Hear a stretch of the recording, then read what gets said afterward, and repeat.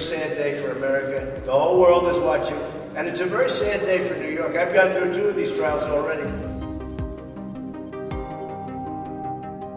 Donald J. Trump is guilty of 34 counts of falsifying business records in the first degree to conceal a scheme to corrupt the 2016 election. Donald Trump is now a convicted felon. He is the first former American president to be convicted in a historic criminal trial involving the hush money case. A jury said he was guilty on 34 counts of falsifying business records, and he'll be sentenced on the 11th of July. It was very unfair. We weren't allowed to use our election expert under any circumstances. You saw what happened to some of the witnesses that were on our side. They were literally crucified by this man who looks like an angel, but he's really a devil.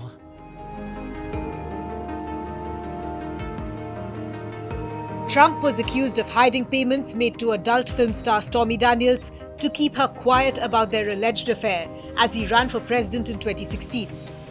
During the 5 weeks long trial, Stormy Daniels gave a graphic testimony about her alleged sexual encounter with Trump in 2006.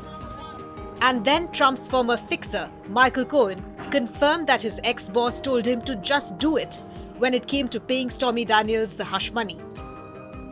The 12-member jury found Trump guilty of falsifying business records in order to commit election fraud.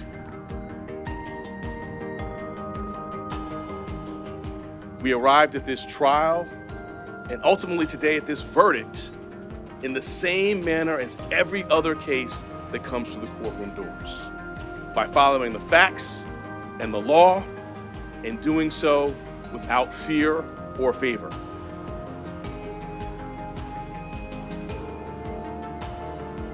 Trump faces up to 4 years in prison on each of the 34 felony counts, but as a first-time offender, he is unlikely to face jail time.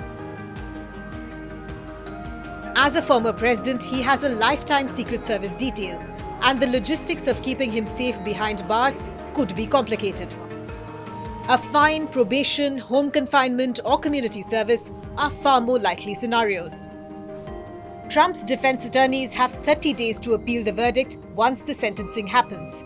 His lawyers will focus on legal points like state election laws not applying to federal elections. But an appeal is unlikely to be heard before the November presidential election, when Trump will take on Joe Biden in a rematch of their 2020 contest.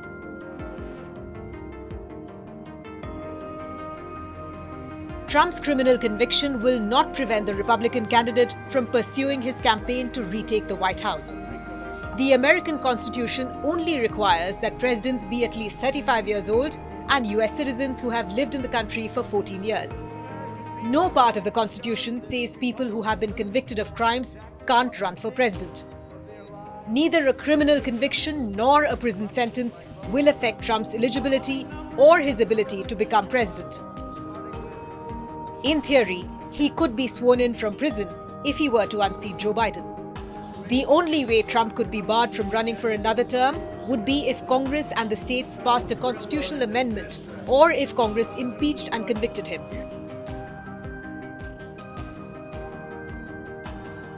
This is all done by Biden and his people. And maybe his people more importantly. I don't know if Biden knows too much about it, because I don't know if he knows about anything. But he's nevertheless the president, so we have to use his name. And this is done by Washington, and nobody's ever seen anything like it. Trump also faces federal and state charges of conspiring to overturn the results of the 2020 election won by Biden and for hoarding secret documents after leaving the White House. While the hush money case is seen as the least consequential of the 4 criminal prosecutions Trump faces, the guilty verdict could have implications for the November election. Polls indicate that he is in a statistical dead heat with President Joe Biden and maintains a slight edge in many key swing states that will decide the election. But a conviction might change all of that. Trump remains extremely popular among the GOP base. His fundraising page crashed briefly after he was found guilty, as supporters rushed to make donations after the judgment. The ultimate judge on the importance of Trump's conviction will be the American voters. If the former president is defeated, his guilty verdict could be a big reason for it.